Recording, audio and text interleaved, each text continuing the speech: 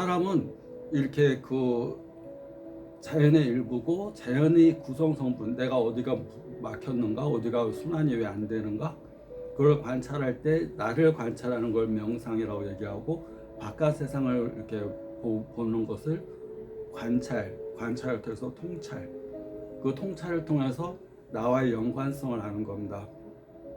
이건 사람도 자연이니까, 자연의 일부니까 사람은 그 자체가 자연인 겁니다. 사람뿐만 아니라 모든 동물과 식물은 다 우주의 일부분이고 주파수만 다른 겁니다. 내 몸 안에도 모카토금수의 기운이 다 있습니다. 밖에 있는 나무의 기운, 불의 기운, 토의 흙의 기운, 금의 기운, 그 다음에 물의 기운이 다 있습니다. 그거의 작용으로 풍한서습조화라는 또 현상이 일어납니다. 자연에도 모카토금수가 다 있고 그걸로 인해서 바람도 생기고 차가운 기운도 생기고 어떤 현상이라는 게 생겨나게 됩니다.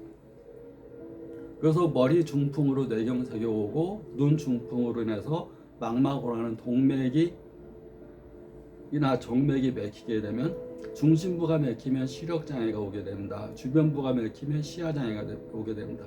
시신경이 막힌 게 아니라 시신경으로 가는 혈관이 막힌 겁니다. 시신경이 막혔어요 이런 말은 없습니다. 근데 환자분은 시신경이 막혔다는 말씀, 시신경이 막힌 게 아니라 시신경으로 가는 혈관이 막혀서 시신경이 제 역할을 못하도록 손상이 된 거다. 그것이 완전히 막힌 것을 결혈성 시신경 손상, 막혀서 시신경에 산소 영양분이 안 가니까 얘가 죽었어요. 죽었으니까 중심부가 죽게 되면 가운데부가 안 보이게 되고 주변부가 죽게 되면 주변부가 안 보이게 되는 거다. 그래서 시신경이 으로 가는 혈관이 막힌 게 뚫리고 또 좁아졌던 게 넓어지고 그래야지 시신경이 살아나게 됩니다. 우리가 본 거를 광수용 체련 세포가 빛에너지를 전기에너지로 바꿉니다. 또 수많은 동맥, 정맥, 모세혈관이 망막에 막 분포가 되어 있어서 그 신경과 광수용 체란 세포를 산소 영양분을 공급시킵니다. 혈관에서 광수용체에 이상이 생기는 병이 망막 주변부에 손상이 오게 되면 망막세소 변성증이 오게 되고, 망막 중심부에 산소 영양분의 공급이, 혈액 공급이 잘 안 되게 되면 황반 변성이라는 게 생기게 됩니다. 시신경이 손상이 오게 되면 시신경이 하는 역할은 빛에너지를 전기에너지로 바꿔서 전기에너지를 전선의 역할을 하는 시신경이 대뇌 후두부의 시각 중추로 보내줘서 우리가 보면 사물을 인식하는 겁니다. 신경이 눌리거나 압박받거나 신경이 혈액 공급이 막혀버리거나 순환이 안 되게 되면 우리가 봐도 모르게 되는 겁니다. 근데 그것이 서서히 더 심해지는 겁니다.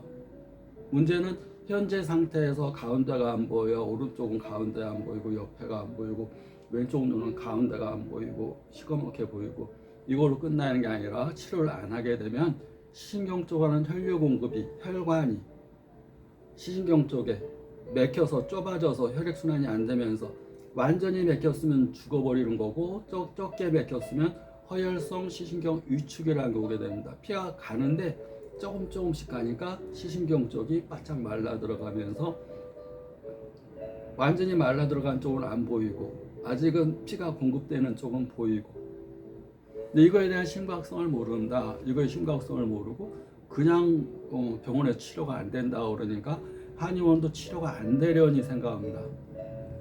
안과에서는 조직 검사하고 이 상태 검사만 합니다. 치료법은 혈전 용해제입니다. 막혔으니까 혈전 용해, 더 막히지 않게끔 혈전 용해. 혈전이 원인일 수가 있고 막힌 원인 여러 가지입니다. 혈전이 원인인 경우는 혈전 용해제가 아스피린이나 뭐 이런 것들이 혈전 용해제가 도움이 될 수가 있습니다. 근데 막힌 원인이 혈전이 아니라 당뇨, 고지혈증, 우리 음식물 쓰레기로 인한 담적, 또 여러 가지 이 어혈, 뭐 다쳤거나 상처 났거나 또 수술 후에 생긴 찌꺼기 이런 것들이 혈관 내에 쌓이면서 쌓이게 됩니다. 또 황반변성 같은 경우는 빛에너지를 전기에너지로 바꿔주는 단백질 찌꺼기인 드루젠이라는 것이 혈관 내에 쌓이면서 허혈성 시신경 위축으로 인해서 변시증, 황반 변성이라는 게 오게 됩니다.